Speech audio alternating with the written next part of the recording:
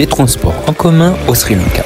Pour les moyens de transport au Sri Lanka, le premier, c'est ce qu'on fait, c'est la marche.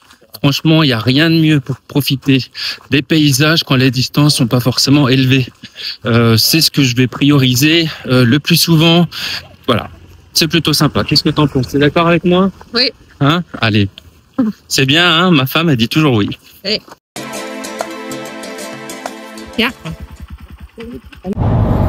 Comme vous pouvez le voir ici, je demande ma route à un tuk-tuk. Il ne faut pas hésiter à négocier les tarifs ou à utiliser une application.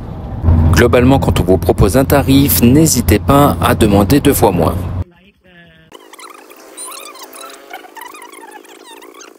Comme vous avez vu, le tuk-tuk, ça ne marche pas toujours. Il y en a qui sont occupés, il y a parfois du monde dedans. Lui, il allait dans l'autre direction. Mais là, on en a trouvé un. Alors, n'hésitez pas à négocier parce que les prix peuvent aller du simple au double, voire au triple, en fonction des endroits et des personnes.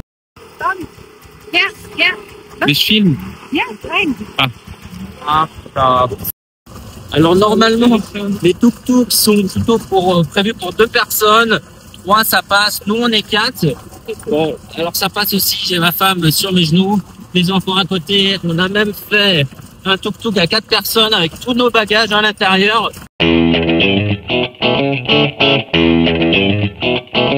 Concernant l'application en question, il s'agit de PickMe. Vous pouvez également utiliser Uber, mais c'est les 2 applications principales pour avoir des tarifs non négociés.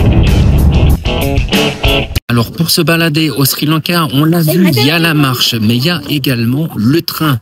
Ici, comme vous pouvez le voir, on est sur les rails, mais il y a aussi pas mal de possibilités de prendre le train.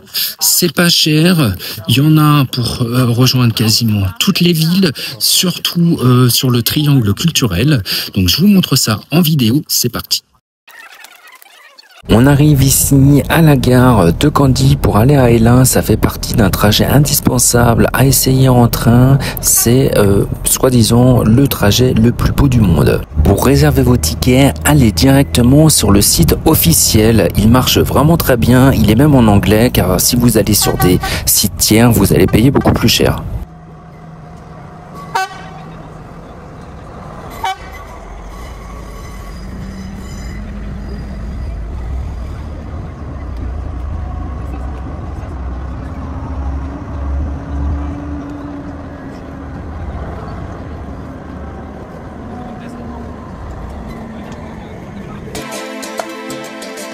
Alors pour voyager au Sri Lanka, il y a encore une possibilité, c'est de prendre le bus, comme vous voyez ici.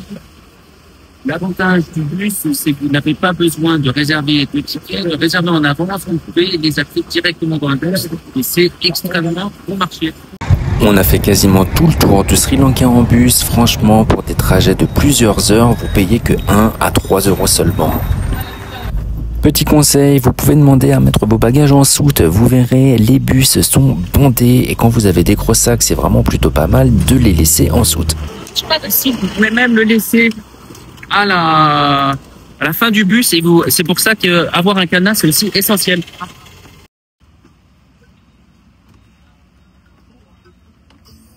Alors maintenant, on est dans le bus. Encore une fois, le mieux c'est de trouver une place assise et le mieux c'est à côté de la fenêtre. Mais comme vous allez le voir, il y a déjà plus beaucoup de place.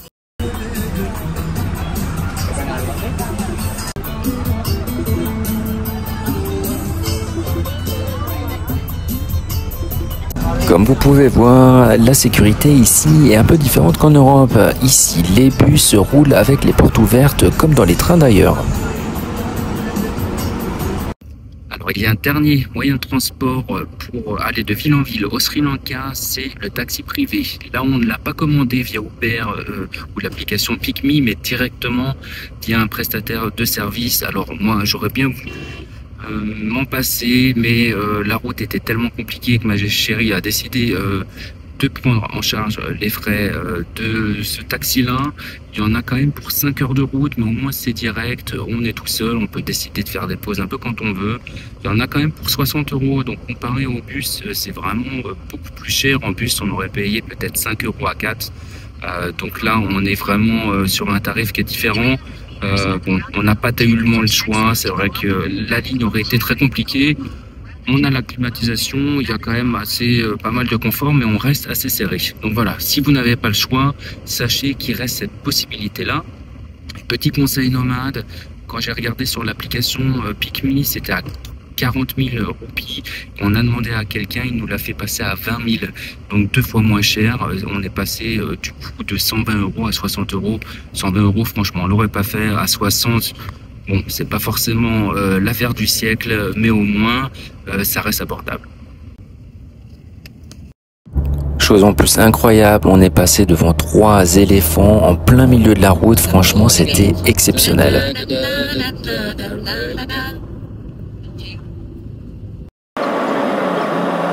Voici les éléphants en question. Alors c'est plutôt habituel de les retrouver sur cette route-là. Du coup, le chauffeur était vraiment habitué. Il est passé juste devant. Franchement, j'ai eu la peur de ma vie. J'ai cru qu'on allait mourir.